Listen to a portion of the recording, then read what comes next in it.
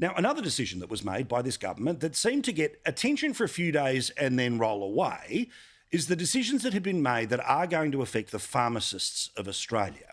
Now, I get it. For most people, they'll think that the pharmacy, which used to be the suburban pharmacy, has now been replaced by what feels like the Bunnings effect.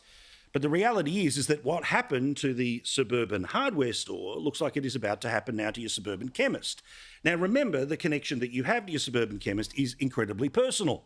They've known you for a long time. They know all of your medications. One of the reasons why they don't just send it to you in the mail, and those services now are going to be changed by this government as well, is so that a human being has continuity of service. Now, yes, the announcement that was made by the government is good in terms of a patient, which means you don't have to go to the chemist that much. Why? Because you'll be able to get 2 months' worth of drugs as opposed to go back every 28 to 35 days. From 1 month to 2 months, where prescriptions can be available, access to prescriptions. They're prescriptions. Policy prescriptions that were put forward. So what's the problem, I hear you say, Paul? Because the customer is always right and there's always more customers than there are businesses. Only problem is, if you start to get rid of suburban pharmacies, the capacity for prices to continue to go up because, in part, there's only one bulk buyer in the market. Firstly, that changes. But secondly, these people are small businesses. And on this show, while I know that mathematically there are more customers of any small business than there are small business owners, let's pay attention to what the report says if you only have to turn up once every 2 months as opposed to every month when it comes to a chemist. Pharmacists will lose more than 50% of their annual profit. Now, everyone assumes, they're just rolling in dough, aren't they?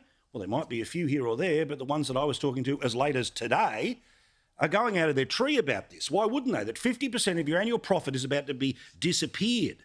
10,000 people are about to lose their job under this plan. The report, which of course was commissioned by people who are sympathetic to pharmacists, say that it'll impact about 6,000 pharmacies, it'll cripple small businesses, and a total lack of knowledge from the government about this measure will literally destroy some pharmacy businesses. You see, this is the Labor way. As we've talked about before, and as has been very well shown in Victoria, this is the model that Albanese will be following. He takes the BS spin machine from Queensland, but the approach to government that Daniel Andrews has, which is put simply, you are ultimately dependent on the government, either as a citizen who desperately needs the handout, as an employee who works for the government, or if you have a business, you service the government. If you're a small business like a cafe, who cares? You're not an essential worker.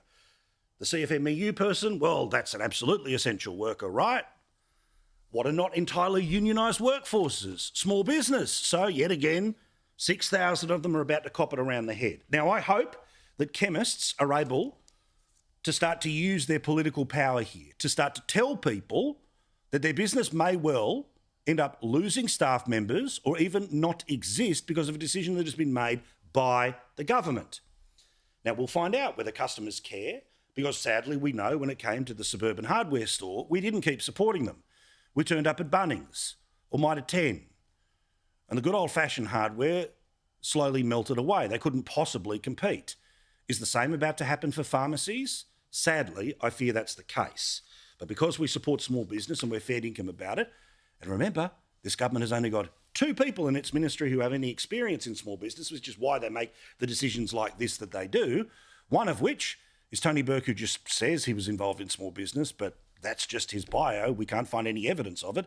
And the other is the Trade Minister, who had a small business of running his own wine label when he was between sessions in the Senate. That's it. That's why they make the decisions that they currently do.